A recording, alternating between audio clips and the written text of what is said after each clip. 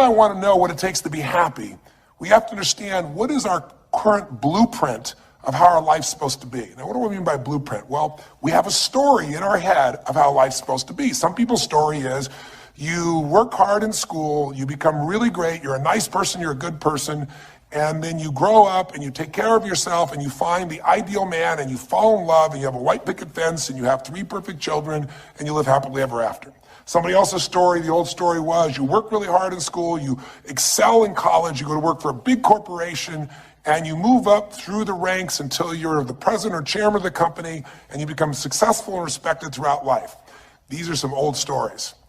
Obviously, the stories that we hear today of what people's lives are supposed to be like are completely diverse. We no longer have these little archetypes, but one archetype still seems to remain. And that archetype is, in order for you to really feel like you're enough, many people believe they have to achieve an enormous amount. They may do it in different ways today. They may do it by building a company and taking it public when they're 27 or 25 years old, or they find and create a new technology, or they become a very special doctor. But we live in a culture in the West that teaches people that you're not enough unless you do something really special and unique, and we define special and unique in interesting ways. A school teacher is not special and unique. A mother who stays home with her children day and night, sculpting their minds, their bodies, their souls, and their future is not special. We live in a world today where we treat teachers like they're nobody and pay them accordingly, and we wonder why our children seem to have challenges in learning and growing or being engaged in school. When we spend thousands of dollars on some item like a computer, but what we look at overall, we invest in for the teacher and for that person who's the personal connection with them is so small. We live in a society where many women look down and say, well, you're just a housewife, you're just a mother. See, some of the pain we have in our society is not because there's one right or one wrong approach, but because we try to make everybody fit into some particular approach to life. Here's what's going to make you happy or make you unhappy in life. It's real simple. Let's do a quick test. If you're in a situation right now where you look at your life, I know there's an area of your life that you probably feel pretty darn good about. Even if you're not happy with your finances, I bet you feel damn good close to your kids. Or if you're not close to your kids, maybe you don't have any kids, maybe you feel really good about your career. If you're doing not so good in your career, maybe you got a really great body that you've trimmed down or strengthened up, or you really shaped yourself the way you want, muscularly, or in the way you look. Or if that's not happening, maybe you feel a really special connection with God, or really close to your mother or father or your family, whatever. Almost everybody has an area of their life they feel really good about if they're honest, and if they're fair to themselves. What's an area of your life you really feel happy about? I want you to think about it for a moment, truthfully. What's an area in your life today that if you wanted to be happy about it, you really could feel proud about it? You could feel like it's an area you're doing darn well in.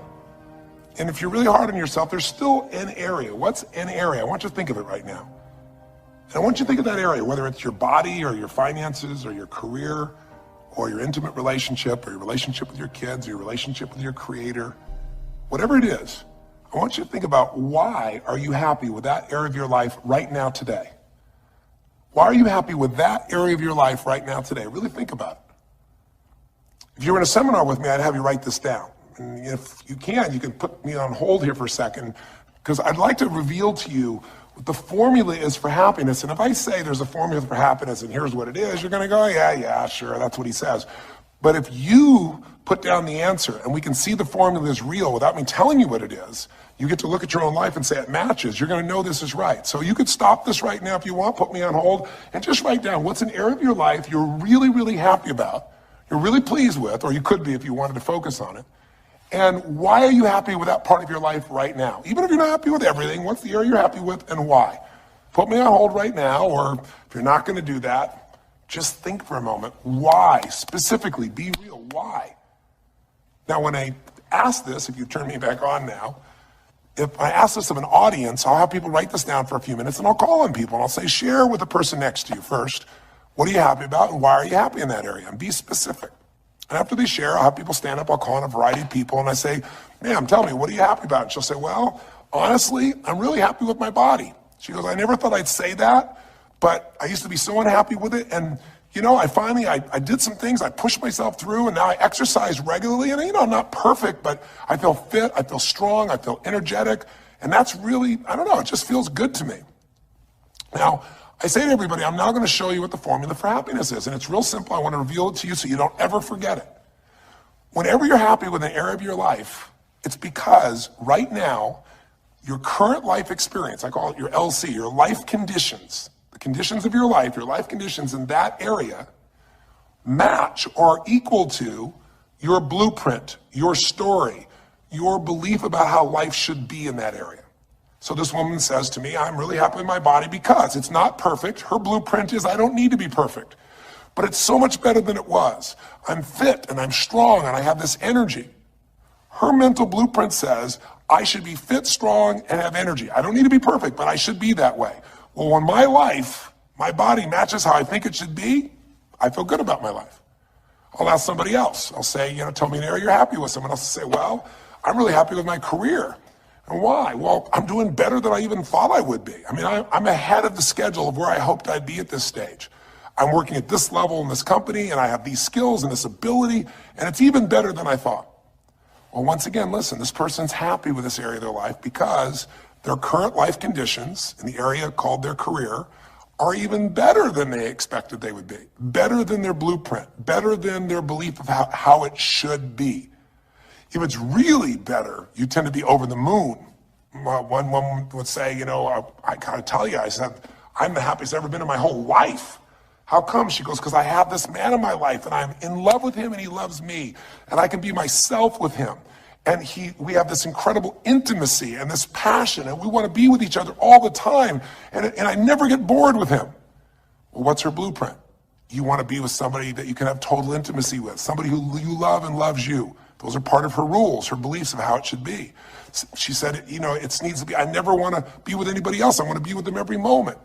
Her blueprint about how life should be and the way she lives, her relationship's even better than she hoped. When it's better than you hope, you're going to be totally excited. So think about this then. What's an area you're not happy with? Let's see if we can find the formula for unhappiness. If the formula for happiness is to be able to meet your expectations or exceed them, that really makes you excited, but to be happy, you gotta at least meet it. It doesn't have to be perfect, but if you generally are meeting what you expect you want from your life in that area, you feel good. Life conditions match blueprint, feel good. So what makes you feel bad? What creates pain, stress, frustration? Real easy way to figure it out. Answer this question. What's an area of your life you're not happy with? I mean, be honest with yourself. And even if your life is great in all kinds of ways, I'm sure there's an area you'd like to improve. Anybody who's honest, if they're doing great in their career, very often they don't take care of their body so much. If they're really focused on their body, very often they find themselves in a position where they're not spending enough time with their kids. Or if they're spending time with their kids, their intimate relationship's not doing so well. Because it's the nature of human beings to focus on areas they feel comfortable with and strong in and give those time. And the areas they don't feel so strong and they go, I don't have time for it. What they're really saying is, I don't feel very competent in that area. So what's an area of your life that you are not as happy with? I mean, it's healthy, honestly, to look at areas and say, I don't like it, I want more. This whole concept of a breakthrough is about how do I close the gap between where I am right now and where I want to be. That's what we're here to do. It's like, here's where I want to be, here's where I am. It's healthy to see there's a gap. That makes me have this hunger, this drive to grow, to feel alive, to expand as a human being. So what's an area you're not pleased with? Is it your body? Is it your finances? Is it your career? Is it your spiritual life or lack thereof in terms of feeling connected in that area? Is it your kids? Right? What's the area? What's the area that's not where you want it to be? And then answer for a moment, why aren't you happy with that area of your life right now? Why specifically today are you not happy with that area of your life at this stage of your time of your life? Again, you can stop this and write it down. Might be useful for you. Or if you're going to keep it running, you can stop it and you'll turn it right back on and I'll kick into it. Do that now. Or if you kept it running, then I'll give you what happens. I have people write this down and they don't like this exercise so much. Well, I don't like my body, or I don't like my finances, I don't like my career, I don't like the person I'm in a relationship with, I don't like myself the way I'm in relationships. Why? And they write it all down. Have people share back and forth. I call on people, and the lesson's pretty clear. I tell people in advance, here's the formula for unhappiness. I'll show you before you do anything else. When your life conditions, the way you're living your life today, does not match, it doesn't equal your blueprint, your story of how it's supposed to be, then you're going to have disappointment, frustration, or pain. If your life is way different than the way you think it's supposed to be, you can have enormous pain. If it's a little different, you might feel stressed. Make sense? So people stand up and they say, tell me, what's the area you're not happy with? And the person says, well, I'm really not happy with my finances. And I go, why? And they say, because I'm doing worse now than I was 5 years ago. I made mistakes in the market, and at this stage of my life, I should have this much money, and I don't have it, and I don't know how to change it, and it's making me crazy. And why are they crazy? You say, well, because they don't have their economic needs met. No, you can not have your economic needs met, and you can still be okay. But when you have an idea, this is what my need is, and I did the wrong thing, my life doesn't match how I'm supposed to be, that's when people get a little crazy. See, think about it. If you grew up taking care of folding your own clothes, making your own meals, going to the store, doing the grocery shopping, cleaning the bedroom, cleaning the house, vacuuming, taking out the trash, and you did that your whole life, then if you have to do that later on, you don't feel like you have economic pain because you don't have a maid.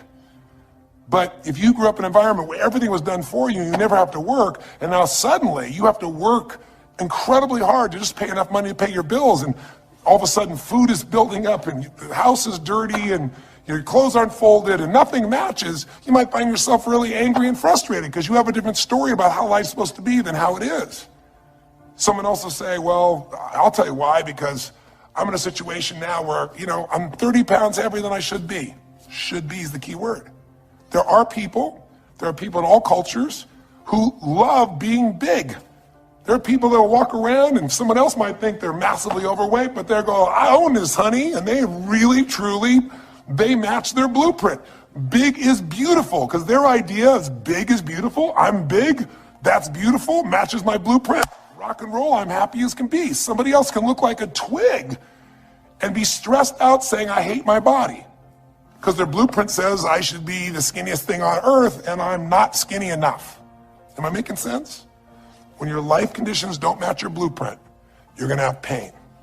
But here's when you suffer. When I ask people, who here has been through the dark night of the soul? Who's been here in a situation where you feel like life isn't worth living? Or you feel like a pain that just will never go away?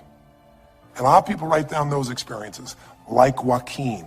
So you begin to understand what the issue is I'm talking about here. Joaquin, if you recall, was in a situation where this man felt like there was no reason to live. He couldn't work, he couldn't do anything, his life was worthless. Why did he think that? Because he had a blueprint. And his blueprint said, I need to be an NBA basketball player, or at least a professional basketball player. I need to be able to make money and have this great lifestyle, because that's what makes me worthwhile as a human being. That's what makes my family respect me. My mother, my uncles, my aunts. I'm the successful one in the family and I make the money. I support everybody. He's a good man. He didn't come just to be successful. He took care of his mother, his family. He tried to be an inspiration for people. Joaquin Hawkins is a man who was always going out on his free time and training kids and showing them the pathway to freedom. How they could play basketball and get free like he did and get out of the inner city. So this man is not a selfish man, but he knew this is the way to be worthwhile. This is the way to be able to give to people. This is the way to take care of your family. And all of a sudden, one night, what happened? That way was taken from him. He has a stroke.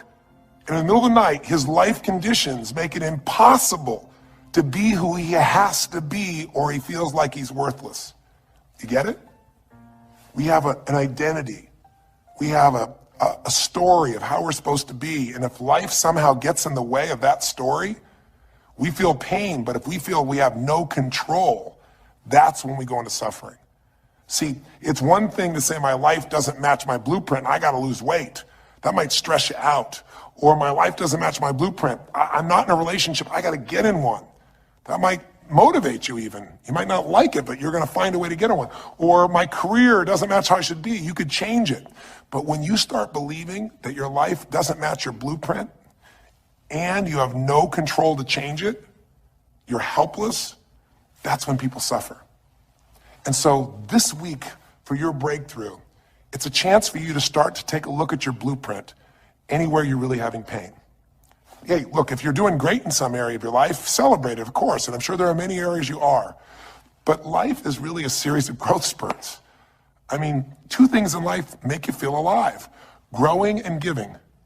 And what's really wonderful about this man, Joaquin, is he was constantly growing, trying to get better, trying to be a better teammate, a better basketball player.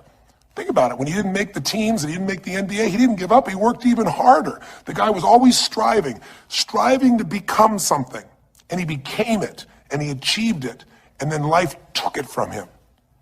Isn't that the common denominator with so many of the people in the stories of this 6-part series that you saw, these 6 specials? I mean, Frank and Kristen had a blueprint of what life was supposed to be about. We're supposed to get married and have children, and we're going to have our own business. And all of a sudden, life doesn't match the blueprint. And suddenly, there's depression. Because in their case, they said there's nothing we could do. But they were wrong. They were wrong because they discovered, and Frank discovered, I can make a difference in my wife. The chair, even though I didn't create this and didn't ask for it, this chair does not define me. I can become more than I was before. I can have the impact with my wife. I can have children. We had to change his blueprint because we couldn't change all the conditions of his life. Does that make sense? I couldn't get him to physically walk again. Maybe someday he will, but we can't count on that. What we got to count on is that he can be fulfilled by seeing he isn't helpless. And I did that through a series of experiences that violated what he thought he couldn't do. The same thing was true with almost every one of the people we worked with at some level. And in Joaquin's example, it was also true. Joaquin said, well, I can't ever have this quality of life again because I'm not a professional basketball player. And he was locked into that mindset, and all of us get locked at times. But to his credit, to a system of steps, we were able to break him out of that. We were able to get him to see that he isn't helpless. Because here's your choice. Watch this now. If you're suffering, if you're in pain, your life doesn't match how you think it should be, and you think you're helpless to change it, now you have only 3 choices. Choice 1, blame something. And that's what Joaquin did, if you recall. He blamed his coach. He blamed what happened to him. And of course, these things were outside his control. But he blamed his coach. And a big part of the healing, if you watch this session, was bringing his coach in and getting him to see, hey, you know what? All that anger, all that resentment inside of you, Joaquin, A, it's not based on the truth. And B, like Nelson Mandela said, having resentment in your soul is like drinking poison and hoping that your enemy will die. It doesn't work that way. And when Joaquin was able to break out, his breakthrough was a change in perception, to realize this coach wasn't stopping me. I just felt like I lost everything, and so I don't know how to change it, so I'm looking for something to be mad about, someone to blame, so I don't have to blame myself, or I don't have to feel so helpless. Because when you're angry, you don't feel so helpless. You feel strong for the moment, even though it's a fake strength. When he was able to make that breakthrough, he could stop blaming, because these are your 3 choices. When life doesn't match how you think it should be, blame something. An event, someone else, or yourself. As we talked about earlier in this series, blame games just destroy you. There's no progress when you blame. For the moment, you feel okay, but nothing changes. What are your real choices? You only have 2 choices in life. If life doesn't match your blueprint, you either have to change your life. That is, you got to say, you know what, my body isn't there, I'm going to go work out. My relationship isn't there, I'm going to change it. I'm not making what I got to make, I'm going to retool, I'm going to get a new skill, I'm going to go back to school, I'm going to start a business, I'm going to do something. You have to do something to change your life. Or, in order for you to be happy, if you can't change your life, you're going to have to change your blueprint. Usually in life, it requires a little bit of each. Does that make sense? And if you change your life and change your blueprint, you can have an extraordinary life. And what you witnessed this man do was, once he let go of his anger and his denial, once he started to look at things, he began to find, by spending time with his family, that he was worthwhile being loved whether he played basketball or not. Of course, he'd love to play basketball, but professional basketball was no longer a part of it. And we got to get Joaquin to shift that. And Joaquin is a metaphor for all of us, because all of us are going to have times in our life when what we want or think life should be like isn't going to match how life really is. Those moments, if we blame, our life goes into pain. If we change, we can change our life and match our blueprint. But we have to also know when it's not within our control. And that's how we're able to make a shift and change what our story is for our life, what our expectations are, not by lowering them, but by changing what that model really is. I hope this makes sense to you. I'll give you a great example. Years ago, I do a lot of work with business people, celebrities, people of all kinds of walks of life. And I was dealing with a group of people, and they knew a very, very powerful celebrity.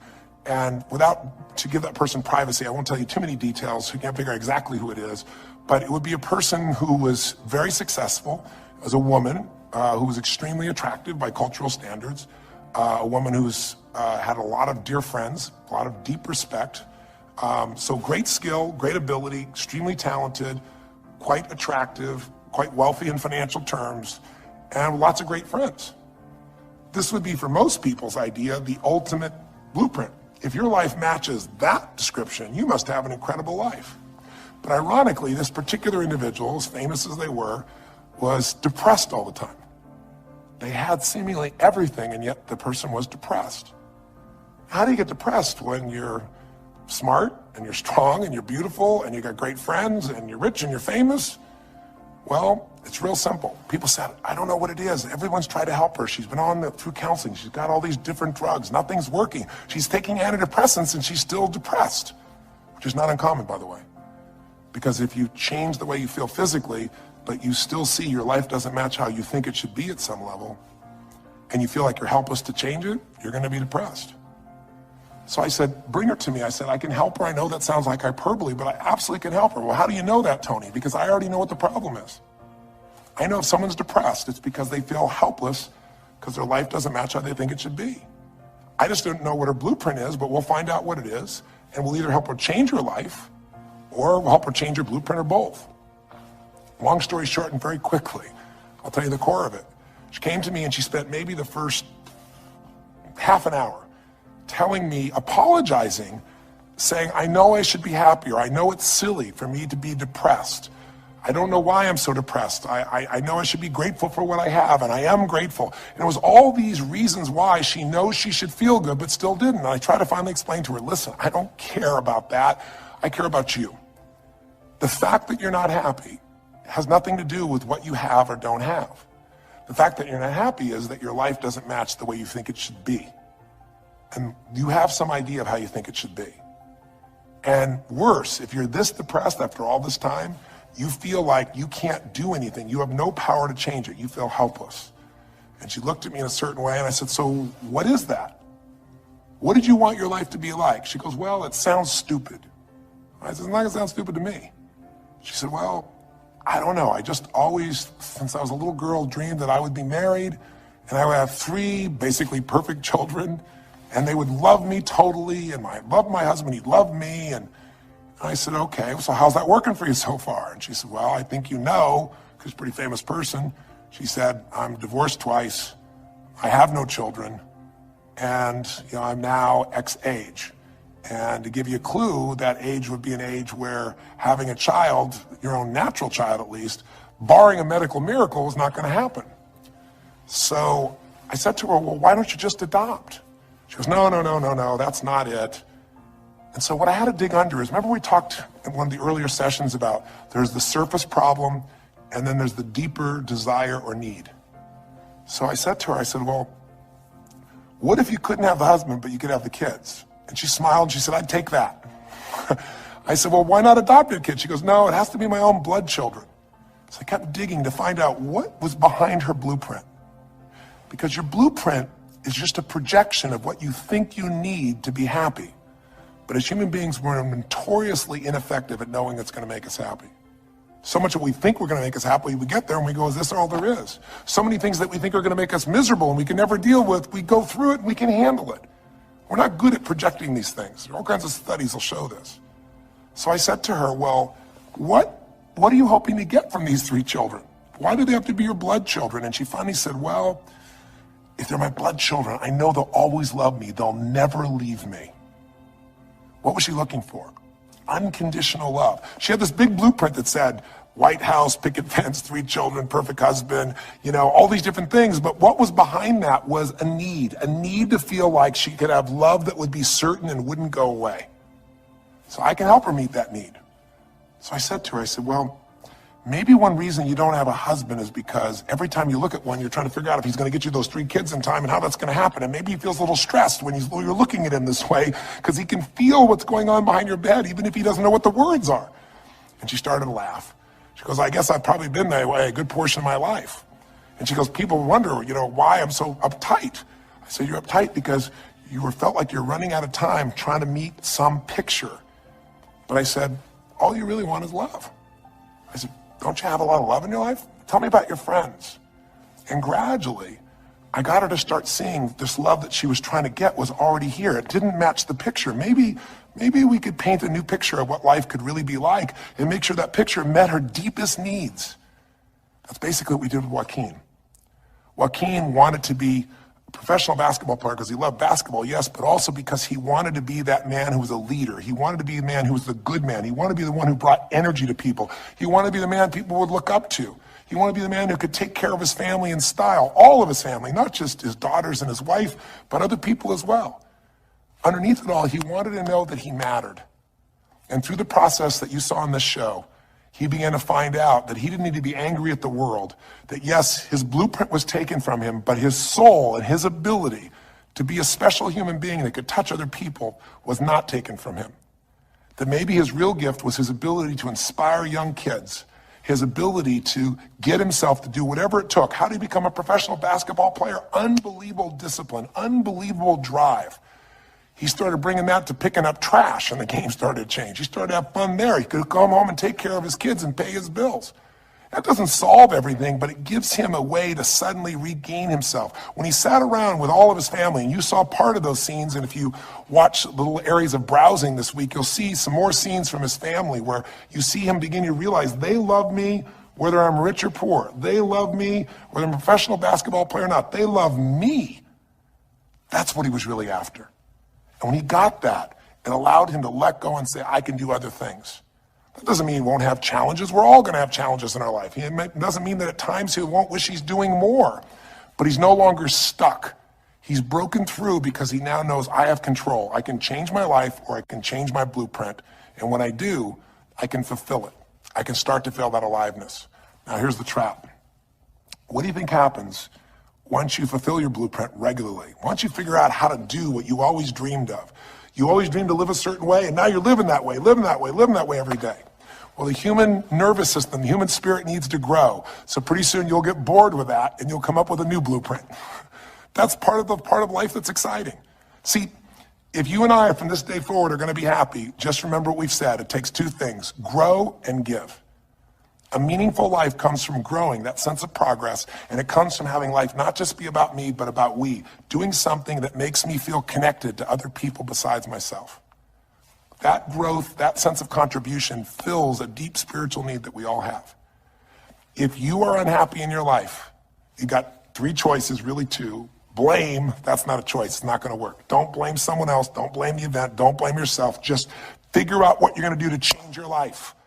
That's my specialty. If you like my coaching or my team's coaching, come visit with us. Come to an event. Come get a coach. Come through a program, and we'll guide you through it more than just a few minutes like this, and we'll do it directly, an environment that'll shift you. Or change your blueprint. You're going to have to rewire what's going on inside, and that's what we focus on as well.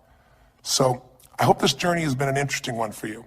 I hope it's opened up your eyes to what it takes to go from where you are to where you want to be. It takes changing your emotional pattern. It takes bringing presence to your life. It takes realizing you have no problems compared to somebody else and putting your life in perspective. It takes the ability to deal with those extreme stresses that happen in your life by questioning your limiting beliefs.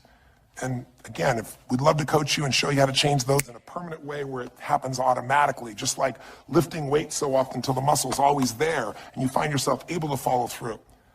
It takes for you to be able to figure out how to deal with crisis and how to turn it around. It takes facing your fear. It takes pushing yourself through what used to stop you. It takes putting yourself in a position where you connect to what's more important than just yourself, what you value than just yourself. And it takes, I think in this case also, the ability to realize that no matter what happens to you, you're more than that moment. You're more than the story you think you're supposed to be.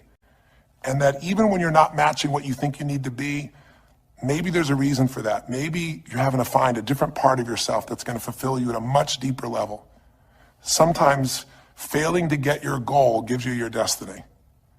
I can't tell you how many people I've known over the years who had an idea of what they thought their life was supposed to be like, and they didn't achieve it, and they felt miserable and upset and frustrated. And one day an opening happened and they went, oh my God, thank God that didn't happen. I think it's Garth Brooks had a great song, And it's a song about when he was in high school and he was in love with this girl, infatuated with her. And she didn't even know that he existed. And he prayed to God every day that she would notice him, that she would fall in love with him. And then sure enough, she never did. He was so disappointed. His blueprint didn't match. His life didn't match it because she didn't even know he existed. And he felt this suffering. He could do nothing to turn it around. Well, 15 years later, he became a guy named Garth Brooks, somebody everybody knew, and he could rock, stadiums with his energy and his song and his music. And he goes back to be at his high school reunion. I think it was his 15-year reunion, if I remember correctly. I don't remember the exact year, but all I remember is he said he saw that woman that he was so obsessed by. He was looking forward to seeing her. And now he was Garth Brooks, and he met her. And after he met her and spent some time with her, he wrote a song called Thank God for Unanswered Prayers.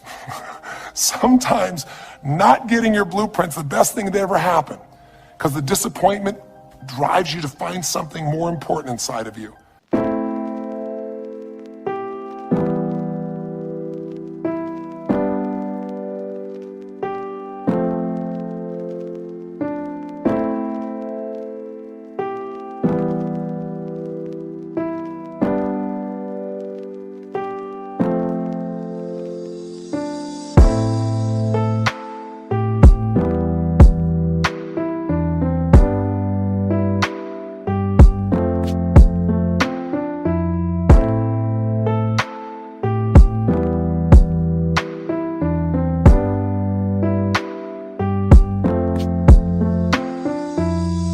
Or not getting it makes you look for another aspect of your life, a spiritual aspect, a family aspect, a physical aspect. If you can just trust that life doesn't happen to you, it happens for you, then you can find in any situation a benefit that can take your life to the next level. I don't care if you're Frank and Kristen. I don't care if you're, Mandy and Scott. I don't care if you're Joaquin and Kim. Every one of us in our life is going to face situations where it feels like we have total trauma, something that's been taken from us. The real question is, what are you going to do with it? Some people just live in their story of what they don't have, and they have the right to do that. If Frank and Kristen lived in pain and felt bad, we'd all say they have the right to do it. It's the difference between what you have the right to do and what you deserve to give yourself and others. We have the ability to transcend whatever happens to us. There's something called post-traumatic growth. Very few people know about it. Two people go through the same stress.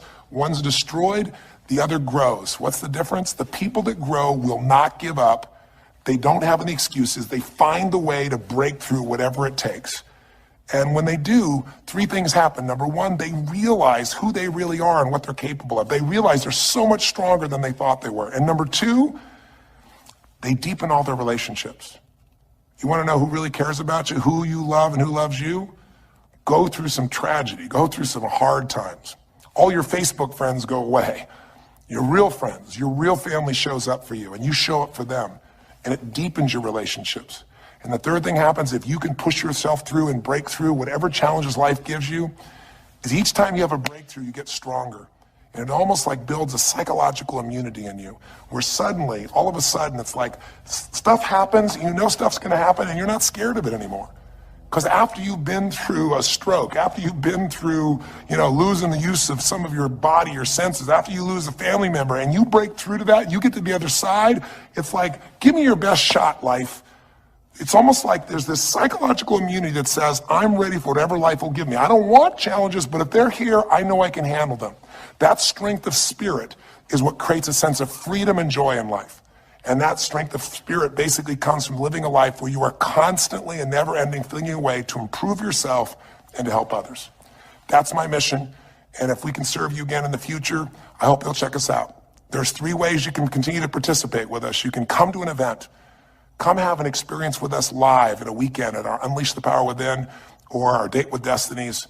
I think you'll find it's very different than just sitting here talking to you quietly, sitting in front of your computer screen. It's a rock and roll environment. It's like going to the ballpark and having one person sitting there talking to you versus being in the ballpark or the rock and roll concert, with 50,000. There's an energy and a power that comes from it. Second is there's immersion. Here we talk for an hour, there's distractions and emails. There it's total focus, and we go for immersion where literally what we did here over 6 weeks, a few little conversations, all that happens over and over again, multiple times a day, and you get that shift. So come to an event or call up and get a coach. We have people that you can work with and have a free coaching session and make sure it's really valuable for you. But these are people that can check in with you to help make sure you break through, you make the changes you want to make in your career or your finances or your body or your emotions or whatever area matters to you.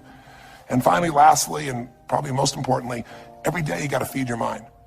Because every day most of us are turning on, some form of news. It shows up in our pocket, in our Blackberries or iPods or our iPhones, I should say. It shows up on your computer constantly. It chases us, and it rarely does a good idea interrupt you. Really what you have to do is pursue the ideas, pursue the experiences that are going to change your life. And we have a way to do it called net time, no extra time.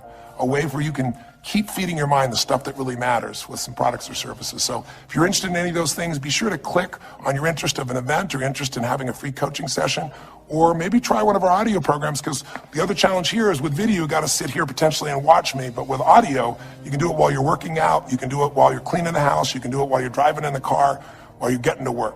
We'd love to continue serving you in any way we can. I know I've gone long in this session, but I really want you to think about, how can I give my life the way I want it to be? The way I do it is I figure out what my blueprint is and I update it for what life is. I change my life, match my blueprint, and suddenly my life feels full and alive.